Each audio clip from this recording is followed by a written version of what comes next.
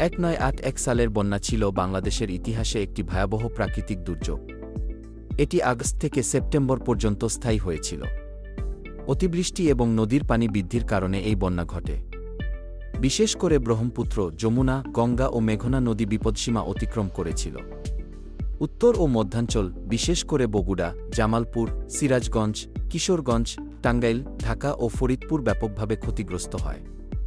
প্রায় 6 লক্ষ মানুষ বন্যায় আক্রান্ত হয়েছিল। বহু ঘরবাড়ি, ফসল, রাস্তাঘাট ও বিদ্যালয় ধ্বংস হয়ে যায়। খাদ্য ও বিশুদ্ধ পানির তীব্র সংকট দেখা দেয়। কৃষিখাতে ব্যাপক ক্ষতি হয়, বিশেষ করে আউশ ও আমন ধান নষ্ট হয়।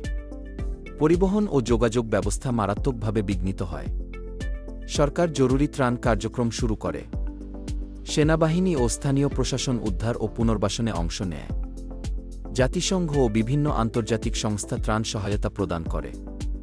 বন্যার পর খাদ্য সংকট দেখা দেয় এবং চালের দাম বেড়ে যায়। বন্যা প্রতিরোধ ব্যবস্থা শক্তিশালী করার পরিকল্পনা নেওয়া হয়। তুমি কি চাও আমি 1981 সালের বন্যার ছবি বা মানচিত্রসহ ব্যাখ্যা দিই?